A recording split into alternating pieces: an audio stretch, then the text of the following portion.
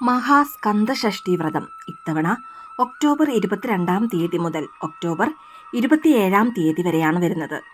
എന്നാൽ ഒട്ടുമിക്ക മുരുക ഭക്തരും 48 ദിവസത്തെ വ്രതം അനുഷ്ഠിച്ച് മഹാസ്കന്ദഷഷ്ഠി വ്രതം എടുക്കാറുണ്ട്.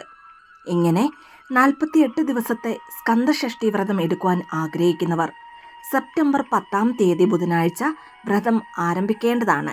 48 ദിവസം മാലയിട്ടും മാല ഇടാതെയും ഭക്തർ വ്രതം ആചരിക്കാറുണ്ട്. തലേ ദിവസം തന്നെ വീടും പരിസരവും പൂജാമുറിയും വൃത്തിയാക്കുക. പിറ്റേന്ന് അടുത്തുള്ള മുരുകക്ഷേത്രത്തിൽ പോയി നിങ്ങൾ വ്രതം അനുഷ്ഠിക്കുന്നതിന്റെ കാരണത്തെക്കുറിച്ച് അല്ലെങ്കിൽ ഏത് ആഗ്രഹത്തിനു വേണ്ടിയാണോ വ്രതം എടുക്കുന്നത് അത് ഭഗവാനോട് പറഞ്ഞു പ്രാർത്ഥിക്കുക. തുടർന്ന് വ്രതം ആരംഭിക്കാവുന്നതാണ്. ഇനി ക്ഷേത്രത്തിൽ പോകുവാൻ സാധിക്കാത്തവർ വീട്ടിൽ ഭഗവാന്റെ ഫോട്ടോയ്ക്ക് മുൻപാകെ ഒരു നെയ്ദീപം കൊളുത്തിവെച്ച് നിങ്ങളുടെ ആഗ്രഹം എന്താണോ, ഏതാഗ്രഹത്തിന് വേണ്ടിയാണോ വ്രതം അനുഷ്ഠിക്കുന്നത് അതൊരു ചെറിയ പേപ്പറിൽ എഴുതി ആ പേപ്പർ മടക്കി ഭഗവാന്റെ തൃപ്പാദത്തിൽ സമർപ്പിച്ചുകൊണ്ട് വ്രതം ആരംഭിക്കാവുന്നതാണ്.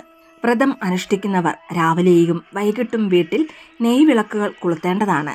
48 ദിവസം വ്രതം എടുക്കുന്നവർ ആദ്യത്തെ ദിവസവും മഹാസ്കന്ദഷഷ്ഠി ദിവസവും ഉപവാസം അനുഷ്ഠിക്കുന്നത് ഏറെ നല്ലതാണ്. മറ്റുള്ള ദിവസങ്ങളിൽ ഉച്ചയ്ക്ക് ഒരു നേരം അരിയാഹാരം കഴിച്ച് ബാക്കി 2 നേരങ്ങളിൽ പഴവർഗ്ഗങ്ങൾ കഴിച്ചുകൊണ്ട് വ്രതം എടുക്കാവുന്നതാണ്. അതുപോലെ തന്നെ എല്ലാ ദിവസവും 2 പഴമെങ്കിലും ഭഗവാന് നൈവേദ്യമായി സമർപ്പിക്കേണ്ടതുമാണ്. ഇനി ഓം ശരവണഭവ എന്ന മന്ത്രം 108 തവണ ജപിക്കാവുന്നതാണ്. അല്ലെങ്കിൽ ഈ 48 ദിവസവും ഓം ശരവണഭവ എന്ന മന്ത്രം ഒരു ദിവസം 108 പ്രാവശ്യം വീതം ഒരു ബുക്കിൽ എഴുതി അത് ഭഗവാന് സമർപ്പിക്കാവുന്നതുമാണ്. ഇതുകൂടാതെ സ്കന്ദഷഷ്ഠി കവചം, വേൽമാറൽ എന്നിവ പാരായണം ചെയ്യുകയോ അല്ലെങ്കിൽ കേൾക്കുന്നതും പുണ്യമാണ്. വ്രതം അനുഷ്ഠിക്കുന്നവർ മത്സ്യമാംസാദികൾ പൂർണ്ണമായും ഒഴിവാക്കുക. എന്നാൽ വീട്ടിലുള്ള മറ്റുള്ളവർക്ക് ഭക്ഷണം പാകം ചെയ്തു കൊടുക്കുന്നതിൽ തെറ്റില്ല. ഇനി സ്ത്രീകൾ പീരീഡ്സ് ആയിരിക്കുന്ന സമയത്ത് വിളക്ക് കത്തിക്കാതെയും അല്ലെങ്കിൽ പൂജാമുറിയിൽ പോകാതെയും നിങ്ങൾക്ക് വ്രതം എടുക്കാവുന്നതാണ്.